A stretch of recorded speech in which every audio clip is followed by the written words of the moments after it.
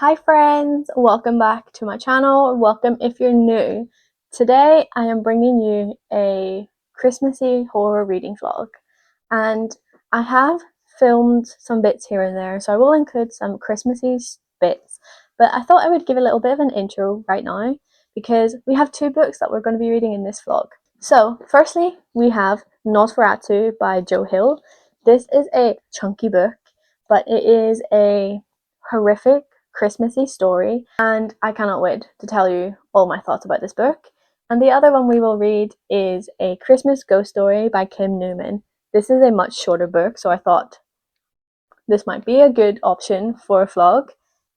And yeah, I guess let's just get straight into it because I am so excited to be doing this Christmassy horror vlog for you.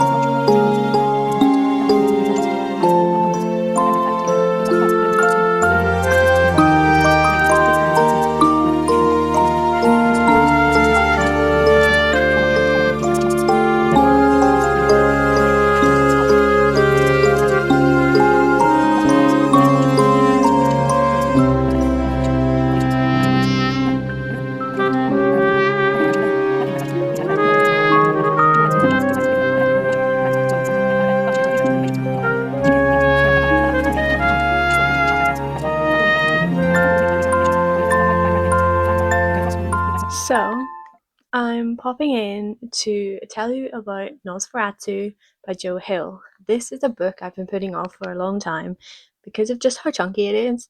But this Christmas, I thought I needed to get to it because it is a Christmassy horror, and I'm glad that I did. It is such an incredible read. I would say it's very dark. It's also pretty grotesque as well. Basically, Charlie Manx, who is the main villain in this story, he has a thrill of a life. He enjoys kidnapping children and taking them to a place called Santa Land. So the one child who is able to escape from Charlie Manx ends up being faced later in life with the same threat again. People don't tend to take her seriously, and she then takes it upon herself to solve this, get her child out of danger, and basically get rid of Charlie Manx because he is such a horrible villain. I'm only going to say that much about the plot. It is such an intense book, and there's a lot of like character development. There's a lot of gross dialogue in this, and a lot of it did scream very Stephen King to me. I can see the influence from his dad because Joe Hill is Stephen King's son. So you do see a lot of influence in terms of Stephen King's writing in Joe's writing. And this is probably why it is a chunky book. I really did enjoy the direction that this took and the atmosphere that was created in the story. It was very Christmassy. It was also very cold and icy, and it was eerie in points. I love that Joe Hill took this book as a way to talk about themes of imagination and the horrors of growing up and not being believed or believing too much. And it was deeply engrossing. I thought it was an incredible read. It's definitely perfect for this time of year because it does mix, like I say, that Christmassy element at the Christmas land. I enjoyed my time reading this book and I don't have any really bad points to say. I would say it is horrific. It is a thrilling ride. It's made me want to pick up more by Joe Hill as A Christmas Ghost Story. So I read this, it was a really short novella, and I was so excited and so pumped to read this book. And unfortunately, I didn't love this one as much as I was wanting to love it. So I had this on my shelf for over a year because it came last year in my Abominable box. Essentially, we're following a mother and son who are getting ready for Christmas. When they're setting up for the festive period, a letter comes through the door, and this letter is very creepy, and it's addressed to her son, but the mother kind of puts together that she's seen these letters before, and they come every day because it's a letter per advent, and they get creepier and creepier. And so they start to piece together that she's seen this before and she learns to grapple with the past.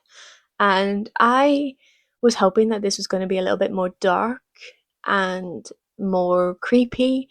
I think because it is so short that it didn't delve too much into the storylines and the past and really made this a well rounded story.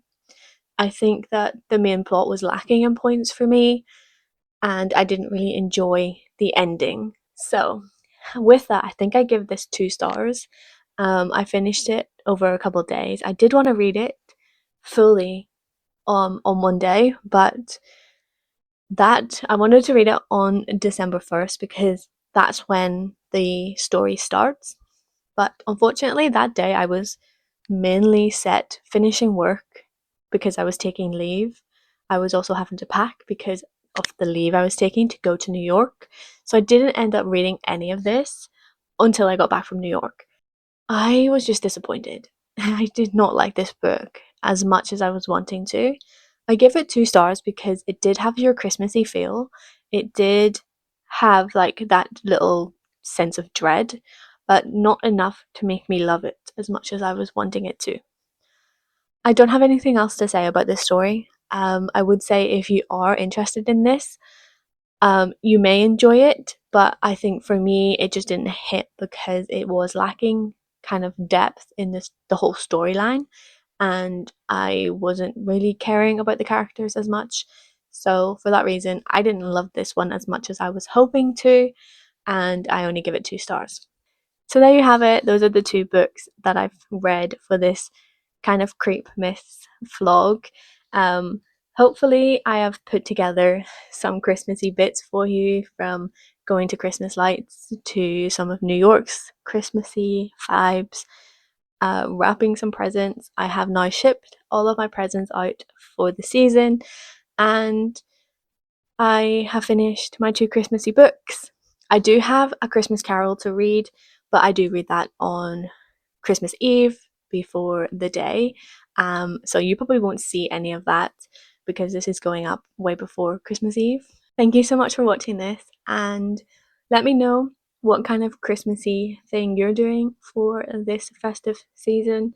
I know you only have a couple days left, but I would love to hear from you. Let me know your thoughts if you've read these books, or do you have any other Christmassy recommendations that I can pick up next year? I hope you have a wonderful holiday season, and I will catch you in my next video, which is probably going to be my best books from 2025, because I've already filmed this and scheduled that video. I guess until then, keep your pages turning and embrace the darkness.